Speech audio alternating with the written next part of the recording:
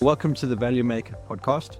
My name is Ryan Purvis. I'm your host, supported by Heather Bicknell, as we meet with the people that make the digital workspace work. It's about the technology, it's about improving people's work experience and finding the return on value. Welcome to the Valuu Makers Podcast. Do you want to introduce yourself, please, Matt? Yeah, certainly. I'm Matt Striplehoff, founder, CEO at Red Hawk Technologies, which is a custom software development consultancy located in the Midwestern part of the United States. And I'm excited to be here, Ryan. Fantastic. Great to have you on here. Where did Red Hawk come from as a name? Oh, yeah. So, when we started the company almost 17 years ago now, my business partner, he didn't really have much in the way of an opinion on what we branded the company.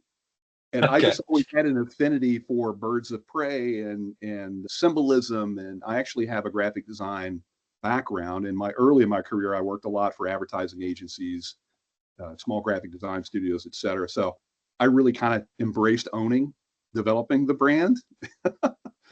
And when I think about what was happening at the time, there were so many information technology companies that were mashing up information technology. They were just taking all these terms and mashing them together to create company names.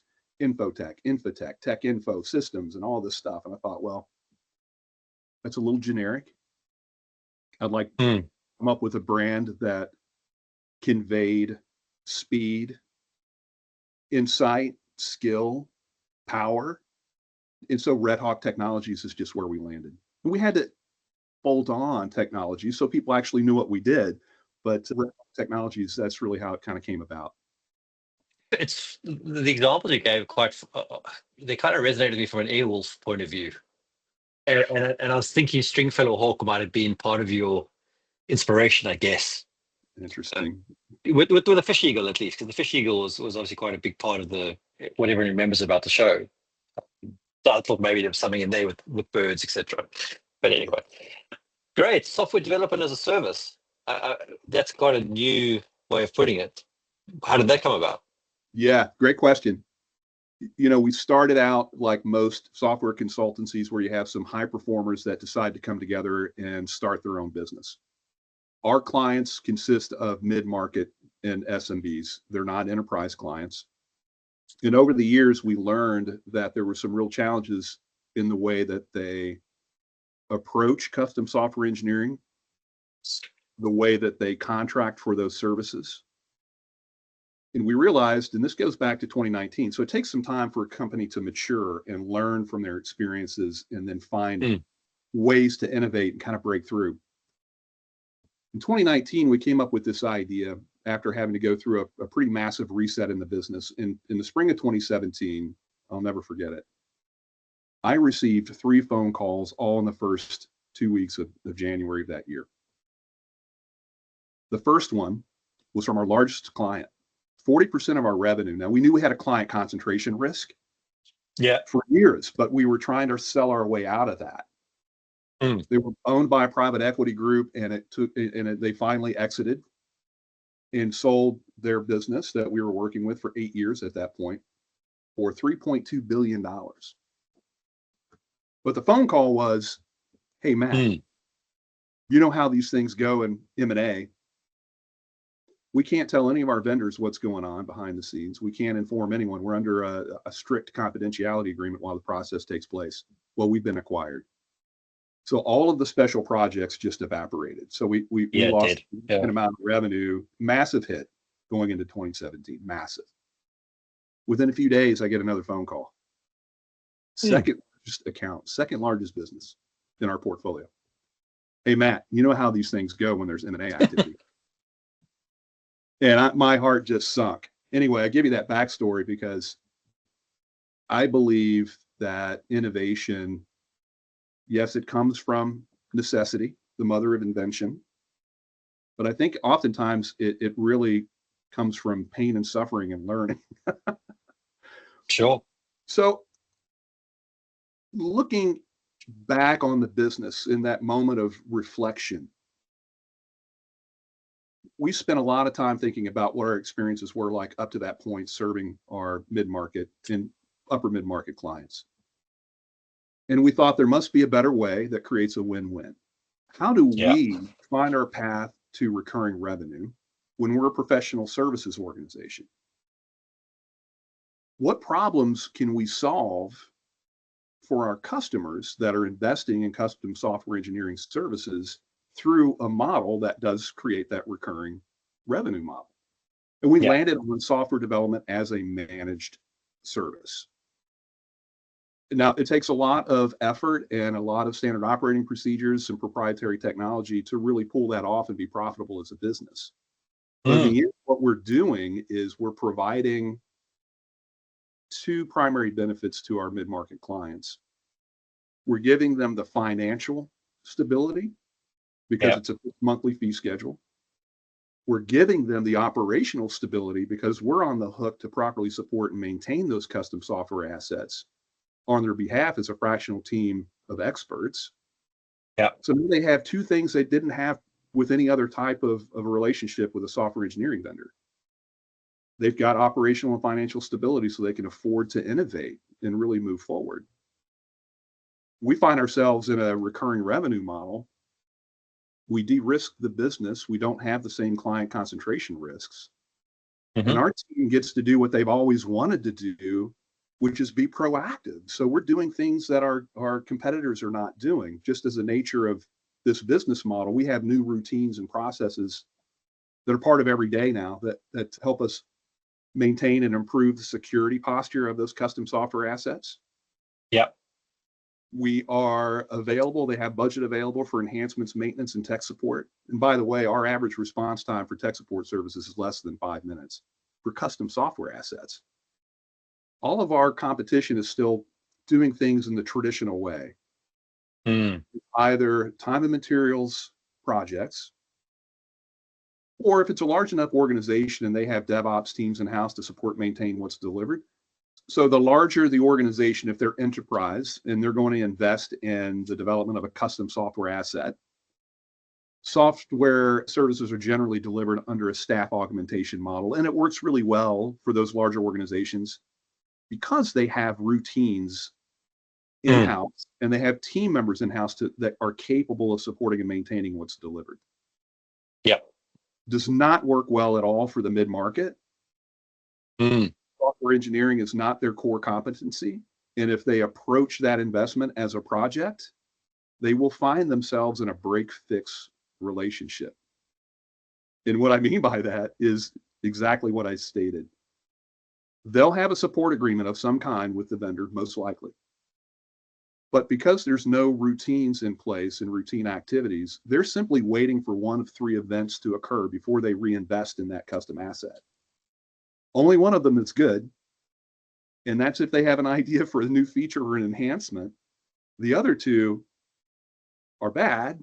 Something broke. It's not working properly any longer, and now it's a broken relationship because nobody knows what it's going to take to fix until they get in there and start moving things forward.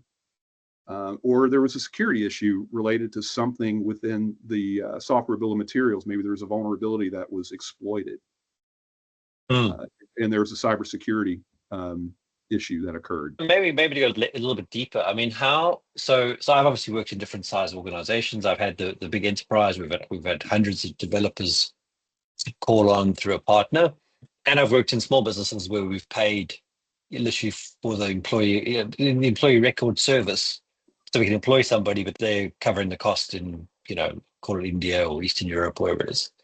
How are you doing this differently, and how are you managing focus? Because I think that's the hardest part. If you're spreading resources across clients, for example, how do they stay focused, be productive, manage priorities for each customer? It's a wonderful question. The way that we organize our teams, and it is still a fractional team, is that we've got our most senior individuals involved in that build process in the early phases. We leverage paired programming in a lot of ways. So there's knowledge available across that fractional team so people can be actionable. We do a lot within the DevOps routines to make sure that we can, with a couple of clicks, we can spin up a development environment as needed for developers that are in and out of the team. We have a lot of proprietary systems in place that are really custom integrations with Azure DevOps, as an example. In standard operating procedures, where we're clearly and carefully monitoring things like the body of work in the backlog itself. And we have routines that our project managers who work with the product owner on the client side that are weekly, or sometimes it's twice a month, depending on where we are in that build cycle. Uh-huh. That keeps everyone on track. So we understand what the priorities are. We understand what's in our backlog in terms of wish list. Yeah. We understand what the release cycle is going to look like. We do things where we're actually taking the time to forecast and estimate the effort required for every user story in the backlog. And then we do things in a matter of routine, and pretty excited about what we're kind of how these things are evolving internally. We're monitoring things like troubled user stories. So for example, if we are forecasting 20 hours on a user story of engineering, and at the end of every day, our engineers are entering their time against those cards in ADO, Azure DevOps. We have an algorithm we're using on our end that, because they're also required to indicate percent complete, we can tell well in advance of utilizing the hours forecast for development where we think there may be issues occurring in the project before we run out of those estimated hours. So we're doing a lot of proactive work. We're also doing things that are not generally thought about by mid-market customer. They're not thinking to ask for certain things that should be part of the routine. For example, we're maintaining the software bill of materials. We scan it on a schedule to identify common vulnerabilities and exposures. We automatically populate our backlog with code remediation work based on the results of those recurring scans. There's just a lot of really smart, clever things that we're doing, and much of it is automated to support and maintain those custom assets. Yeah. And how big is your business? Yeah. Would you like an answer in terms of headcount or revenue? No, headcount. Headcount. So we're approximately 50 people, and mostly engineers. Okay. We're pretty lean, and we're growing. We expect to maybe not double headcount, but we'll certainly double revenue going into next year. Okay. I'll ask you a new question a bit later, but what I was trying to work out in my head is how much of your team is focused on the internal proprietary systems that's using to run everything, and how much of your team is actually on client-driven work? Great question. I'm kind of guessing here, but just based on who I know is involved, I would say 10, 15% of our team are focused on internal proprietary integrations and middleware. And do you cycle the teams? Do they get client work and then do internal stuff, so everyone's kind of keeping fresh and abreast of what's been built? We do, yes. Okay. Yeah. And then, so, I mean, what you mentioned a pivotal moment that you had to go through. Was that losing the 2 big or 3 big clients in a row that made you kind of reassess everything and push you down this path, or were you already thinking this and then that was the catalyst? We were, that was definitely the catalyst. Yeah. The history of the company, we've always been fairly innovative. We've created some of our own products that we've taken to market. So we've always had an innovation as part of our DNA. Yeah. And we had always been focused on improving client outcomes. Yeah. But until we experienced the pain of having to go through, we laid off half of the staff by the end of the year. Can imagine, yeah. And when you're an entrepreneur, it's a lonely place to be for a lot of reasons. Yeah. But I think about, and I know my business partner does as well, we think about right, wrong, or indifferent. We think about the people that are dependent on us to be successful. The employees, their families, our clients, et cetera. There's just a lot of pressure there, and there should be. That's just part of it. But that was certainly that inflection, that moment drove a lot of the innovation. It absolutely did, no doubt about it. 2018 was reset, get back to profitability. 2019 it was the point we were like, how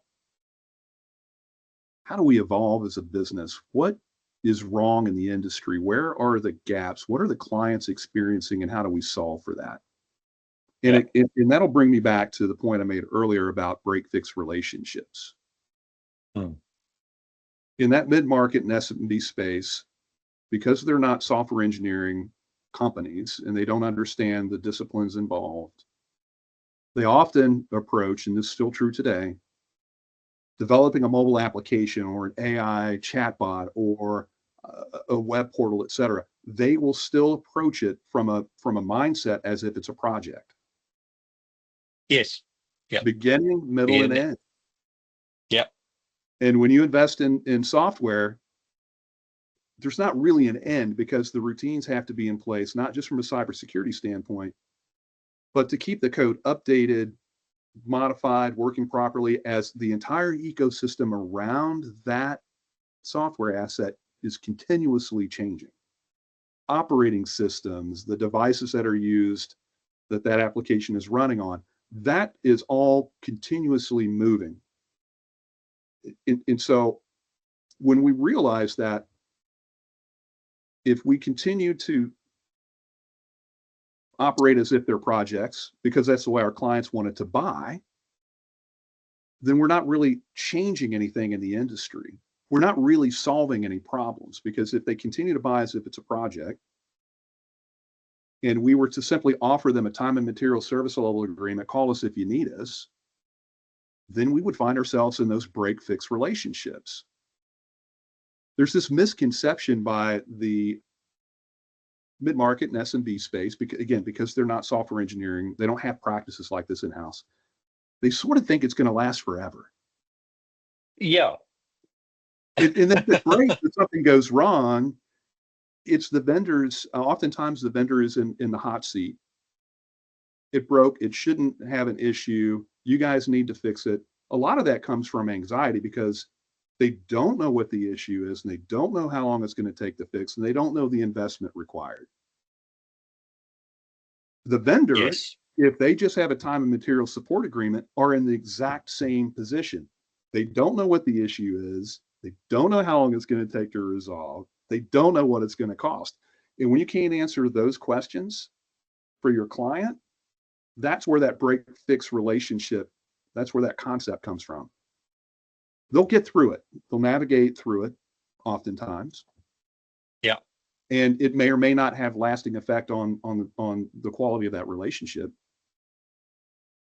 But if we flip the whole model on its head, and budget is allocated and available for proactive work, you can do things like maintaining the software bill of materials, identifying CVEs, populating a backlog of work to remediate the code, to keep it operational, running properly.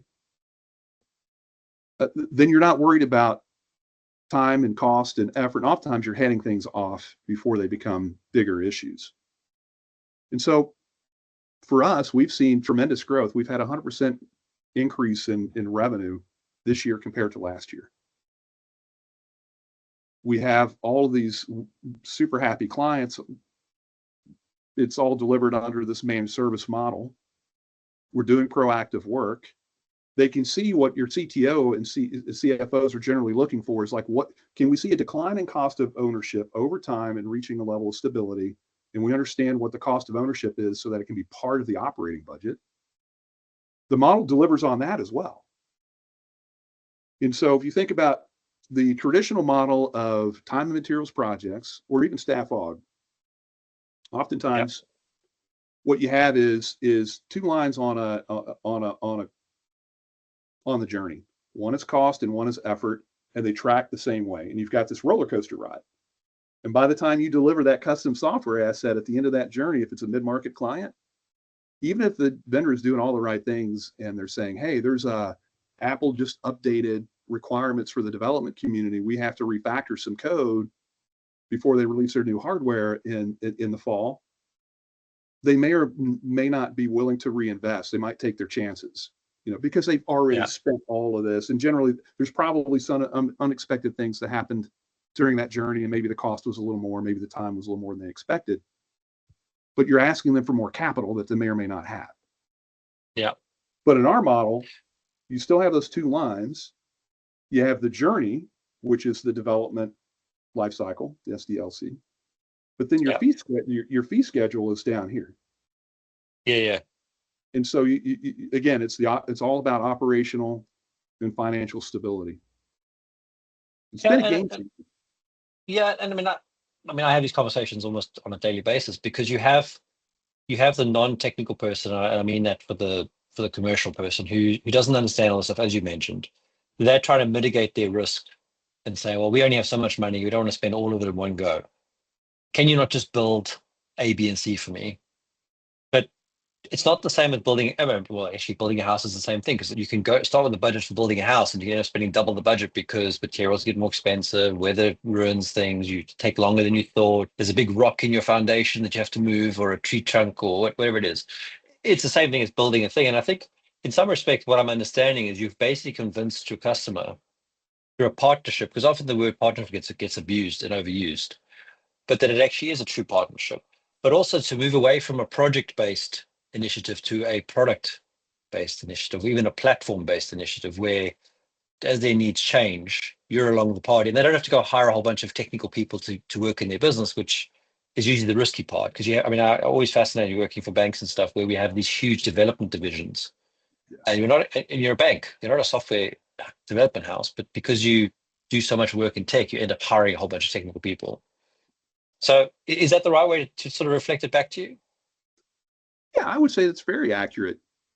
The one thing to highlight there really is that their core business is not software engineering. So even if they add technical resources to their team, if you do that without understanding proper DevOps and routines and activities and introduce standard operating procedures to manage and monitor progress and performance, you're not going to get the intended result. So if you're going to go down that path, you have to create a whole division that is a software development division to do it well, is my opinion. Yeah, having as I say, multiple size businesses. Whenever we've outsourced stuff, I've always said, and in any company I've advised, I've always said, you have to have somebody in your team that owns this, no matter who you outsource it to. Agree. And that's because you guys, specifically as a service, can't be involved in every meeting, every discussion, and also in the end of the day, you work for your own company, they work for their own company. So you need to have that. But there's no need to necessarily go and build a whole technology department with all the things you mentioned, DevOps and all that stuff, and start from scratch when you can just turn it on in theory. That's what it sounds like, because you can basically up and running pretty quickly. Yes. And potentially over time absorb some of those practices into your business if you think you're going that route and becoming a software-driven business. So I quite like that as a concept, a software-driven business with product offering. So you mentioned 50 people. I actually thought it was a much bigger organization, to be honest. The kind of feeling I had is you were much bigger. Okay. So what's your revenue like there? Yeah. Well, this year we should hit 5.6 million top line. And there's been a lot of investment to basically create the platform for growth for the business, which, we've made the right hires in terms of the financial operations side of the business, the delivery operations side of the business. We had to bring in some additional leaders. And I think that's one of the challenges that a lot of entrepreneurs run into in those early growth stages is, how do you make the investment in those really expensive but talented high-level professionals that are going to unlock that opportunity to grow? And when do you do it? We've made those investments at this point. And so what we're really excited about is that going forward, with the exception of hiring some additional sales executives, all of the other hires going forward for the business will be producers. They're going to be senior and mid-level, very modest number of associate level engineers, which are all going to contribute to revenue generation. It is interesting you put it, because I was wondering about that. So I've worked with outsourcers where they bring in a whole lot of junior people, and it's almost cannon fodder. So we'll give you 6 developers for the price of 1. And everyone go, and the uninitiated or the less critical person will go, oh, that's great, I've got 6 people, which means you go 6 times faster. But actually probably 6 times slower, because most of the people don't have, they're maybe not idiots, or they're just untrained, unexperienced, or inexperienced, but made up a word there. And then often what I find is they're training these guys on your time that you're paying for. And then all of a sudden those 6 people start cycling out and you get more people coming in, switching out. And then all of a sudden you've paid for another 6 people to get trained, but actually you've moved at a pretty normal speed, if not slower, because you have all this churn. Whereas if you hire a whole bunch of senior people who, you'd rather get one senior person for 6 junior people Mm-hmm. to get something out. So that's an issue. I thought you were bigger because I thought, well, maybe you're quite a sort of pyramid spread of resources. But it sounds like you've actually just got the sort of top 2 chunks, not the bottom one with the cannon fodder, apprentices, graduates, and you might have a few graduates, but not too many. Yeah, I think that's a fair assessment. And based on our model, we've got this unique opportunity to train up young talent. So you think about the SDLC, once you've delivered that application, that solution, as long as the DevOps process is really locked down, which ours is, and there's proper documentation and well-commented code, and we're using software comp analysis tools, et cetera, these associate level engineers have a really nice opportunity to learn through the maintenance and upkeep of those custom business applications. So it creates a really interesting layer in the business to bring young talent up. So when in those new builds, that's really where the 15 to 20 year experienced engineers are driving a lot of that work. Then our mid-level engineers are also part of that team. We do have associates working on new builds, but the work that they're doing are things that we know that they can handle. Yeah. Do you stick to one stack in the sense of you're a Microsoft house or you're everything else house, or do you go with the flavor of the customer?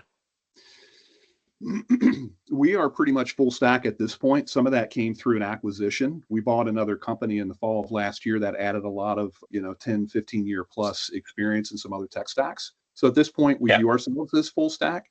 Now, the way that we are operating to create efficiency and deliver value includes smaller teams. And so when I describe this to you, it'll make sense.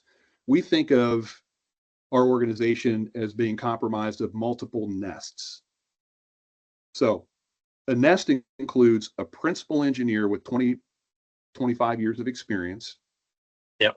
They have a team of project managers who are working with the client, and the client should have somebody, whether they use this terminology or not, that's the product owner. You kind of mentioned that earlier. That's the only way to get to a successful outcome. Yep.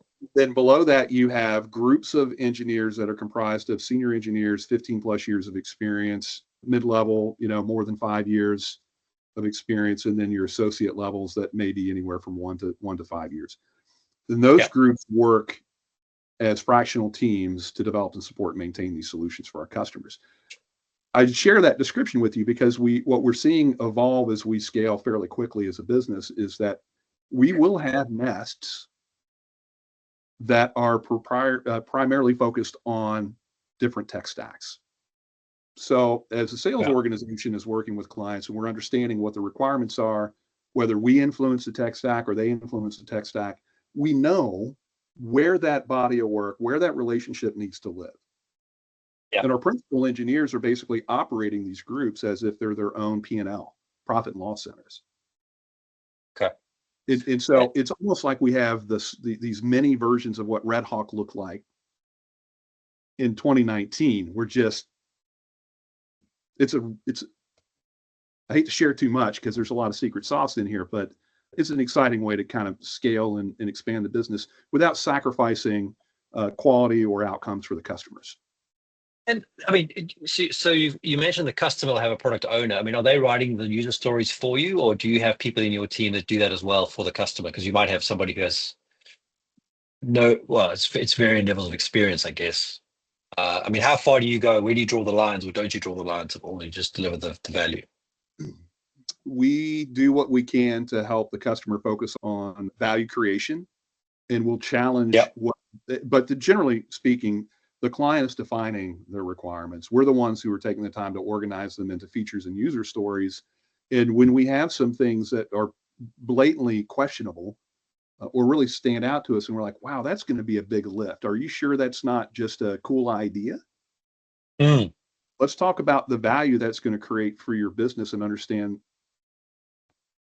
how it's going to impact things, because you might not, because clients don't know what these things take until we take the Yeah. time to figure it out and give them some forecast. Here's the impact of making that investment. Is that something we want to talk about? So we actually have created some pretty interesting,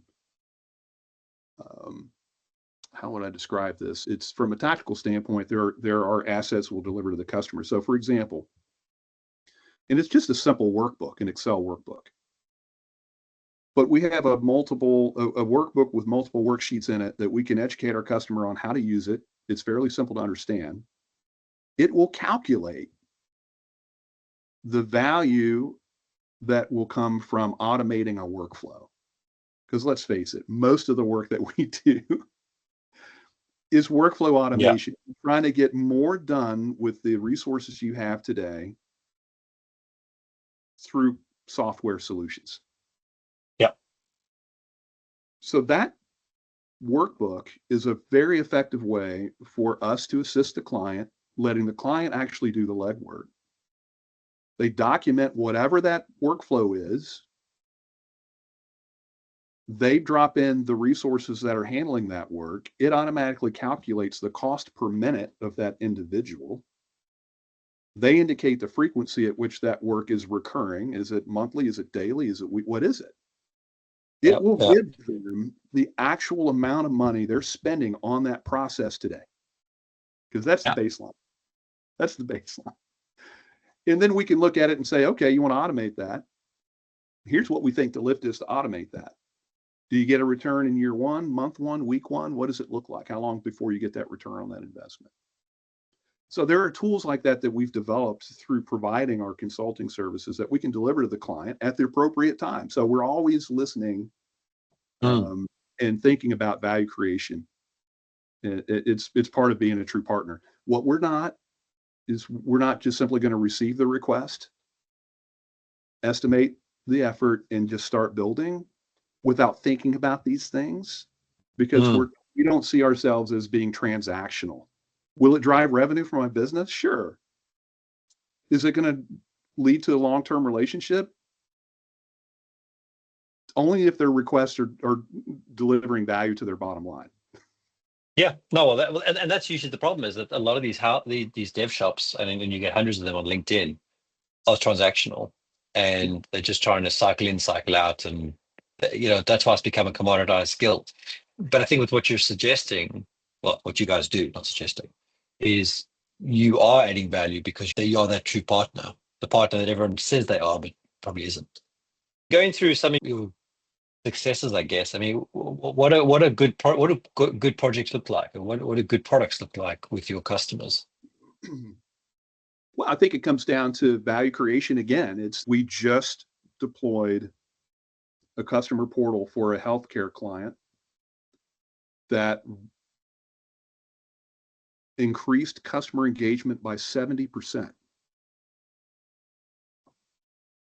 It reduced the amount of time and effort required to onboard clients in their portal, because they had a portal already. We just did a lot of really clever things to improve the outcomes. Onboarding a customer, the time required and effort required was reduced by 80%. Wow. That's powerful stuff. Yeah. How do you manage IP? So you do some work with a customer, you learn some stuff. How do you manage what the customer owns versus what you own, and how you can reuse some of that with another customer? We are absolutely embracing, and have since the beginning of the company, that the client owns all the IP from day one. It's in our master service agreement. We set up repos in a way that it's their repo. Okay. From the start of the project, they have access to everything, even when it comes to infrastructure. If they have infrastructure available and it's already part of their IT portfolio, we'll uncover where that is. We'll leverage that, as opposed to introducing additional cloud storage or hosting. We're not that's not part of the recurring revenue model for us. We don't want to be in a position where they are so dependent on us that they can't take it in-house or they can't find another vendor. We just want to prove ourselves through that value creation and not create dependency on us. We want them to own the source code. Okay. We have some shared IP. Anything we bring in to the effort we'll retain, and then it'll be shared in that regard. They have the right to use whatever we develop for them. Uncompiled source code's all theirs. Yeah. And how are you using AI now? I mean, there must be ways using that because you run a pretty lean organization, but I can only imagine that there's some sort of scalability there because of generative code practices or co-pilots or something like that. It's probably an answer you've heard from others when you've asked the same question. It's evolving so quickly that looking at what we're doing today, I can basically say with confidence that Copilot, for example, has reduced the amount of time and effort it takes to write code, but we're not depending on the code that it generates, if that makes sense. We're not taking AI generated code and putting it into the projects. No, I would hope not. Yeah. There are some that maybe do that, but those tools have really expedited a lot of routine activities and processes, which is super helpful. So that's how we're using it on the development side of the business. Now, things that we're doing with our clients, it's been interesting. I'm thinking about which projects I can speak about. Obviously, we want to be sensitive to confidential information here. The one example I'll give you, and I think there's a lot of hype out there still. Oh, sure. So much hype. And I can't remember the source of the report, but recently I read that at least in the United States, that 70 or 80% of customers who have implemented, not our customers, but companies that have implemented AI solutions are disappointed in the results in the past year to 18 months. That doesn't surprise me because I think people are expecting more than they should from AI, particularly generative. And oftentimes businesses, they either lack a data warehouse. Yep. Or their data is in such bad shape, or they lack data governance that getting value from an AI solution may not be feasible. They may have to do a lot of other work before they're going to get value out of that solution. So oftentimes the AI related engagements that we've been involved with over the past year or so will begin with a feasibility study. We're just not going to go all in and say, yeah, your vision's feasible. We're going to start with, let's understand the desired outcome. Let's take a look at how your organization operates. Let's figure out who your knowledge workers are and how they're going to be part of the solution. Because AI models need to be trained over time, and you're going to have to leverage your knowledge workers to really get value from it. So while the development cycle may flow something like this, there's this whole process that happens as part of an AI implementation where you're training the model over a period of time. Yeah. And then what are the quality controls? How are you going to measure the output? And then what's your threshold before you roll that out into a production environment? So we have a client in I won't mention the industry. It might reveal too much, but they have knowledge workers that are hard to find, difficult to train, and they're growing extremely quickly. So how do you address that growth limitation in your business when you're trying to become a billion-dollar company over the next X amount of years? The hope is you can use AI to support the knowledge workers and increase throughputs, just like the Industrial Revolution. You can get more done with fewer knowledge workers. Then that's a pretty clever strategy. It makes a lot of sense. It's a good application of AI. Yeah. But to keep the knowledge workers in the loop and to train the model, you need to understand what your benchmark is before AI is in part of the mix. You have to measure against that benchmark. Then you have to decide what your release schedule is based on hitting, some consistency above the benchmark. So if the human being, and these are real numbers, if the knowledge worker in the current workflow is hitting about a 94% accuracy rate. That's really good. So obviously Yep. the business, this is before AI. So the business challenge for them is the way that I articulated a moment ago. They need to grow really fast and they can't find the knowledge workers and train them up to get to that 94% accuracy. So you introduce an AI solution into that workflow. You don't replace the workflow.